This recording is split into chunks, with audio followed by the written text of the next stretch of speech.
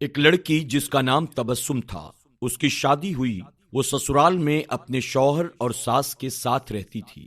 بہت کم وقت میں ہی تبسم کو یہ اندازہ ہو چکا تھا کہ وہ اپنی ساس کے ساتھ نہیں رہ سکتی ہے۔ ان دونوں کی شخصیت بالکل مختلف تھی اور تبسم اپنی ساس کی بہت ساری عادتوں سے پریشان تھی۔ اس کی ساس ہر وقت تبسم پر طنز کرتی رہتی تھی، جو اسے بہت ناگوار گزرتا تھا۔ آہستہ آہستہ دن اور پھر ہفتے بیت گئے، لیکن تبسم اور اس کی ساس کی تکرار ختم نہ ہوئی۔ ان تمام نااتفاقیوں نے گھر کے ماحول کو بہت خراب کر رکھا تھا، جس کی وجہ سے تبسم کا شوہر بہت پریشان رہتا تھا۔ آخر کار تبسم نے یہ فیصلہ کر لیا کہ وہ اپنی ساس کا برا رویہ اور برداشت نہیں کر سکتی ہے، اور اب اس مصیبت سے چھٹکارا پانے کے لیے وہ ضرور کچھ نہ کچھ کرے گی۔ تبسم اپنے پاپا کے ایک بہت اچھے دوست احمد انکل کے پاس گئی، جو جڑی بوٹیاں بیچتے تھے۔ تبسم نے انہیں ساری کہانی بتائی اور ان سے کہا کہ وہ اس کو تھوڑا سا زہر دے دیں تاکہ ہمیشہ کے لیے یہ مسئلہ ختم ہو جائے۔ احمد انکل نے تھوڑی دیر کے لیے کچھ سوچا اور پھر کہا کہ بیٹا تبسم، میں اس مسئلے کو حل کرنے میں تمہاری ضرور مدد کروں گا، لیکن جیسا میں کہوں ویسا تمہیں کرنا ہوگا۔ تبسم اس بات پر راضی ہو گئی۔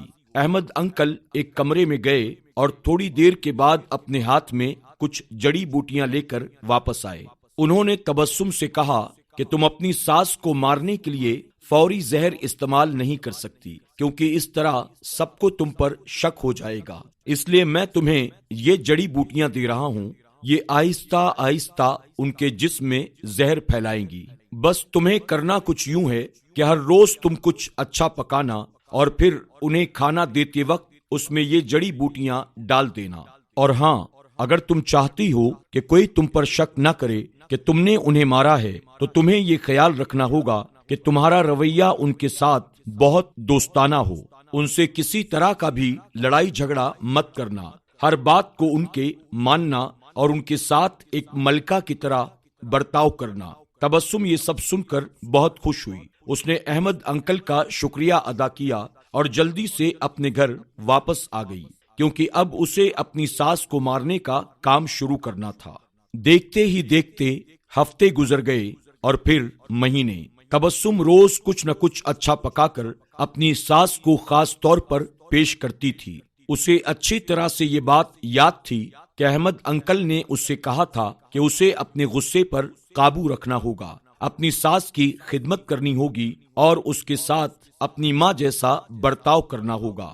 تقریباً 6 مہینے گزر گئے۔ گھر کا سارا نقشہ بدل چکا تھا۔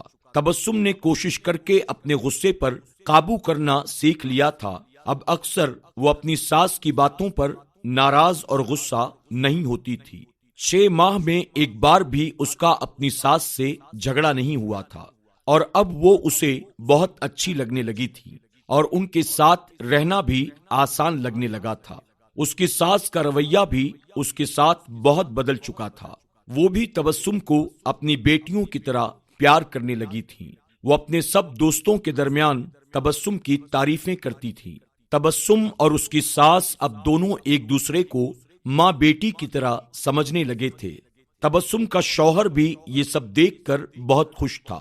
ایک دن تبسم پھر احمد انکل کے پاس آئی اور کہنے لگی کہ احمد انکل، اب مجھے آپ کوئی ایسا طریقہ بتلائیں کہ جس سے میں اپنی ساس کو زہر کے اثر سے بچا سکوں، جو میں انہیں پچھلے 6 مہینے سے دیتی چلی آئی ہوں، کیونکہ اب میری ساس کا رویہ بہت بدل چکا ہے۔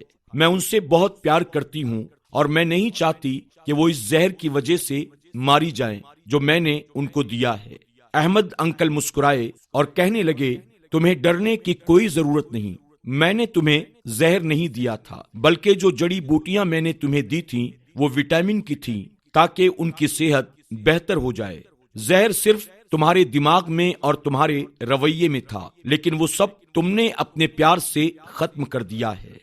ناظرین اکرام، یاد رکھیے، ہمارا رویہ، ہمارے الفاظ اور ہمارا لہجہ یہ فیصلہ کرتا ہے کہ دوسرے ہمارے ساتھ کیا رویہ اپناتے ہیں۔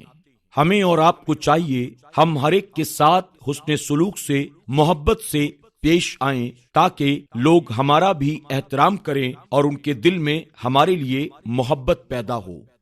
آپ سے گزارش ہے کہ فیس بک پر ہمارے پیج پیارا دین کو فالو کریں، لائک کریں اور شیئر بھی کریں۔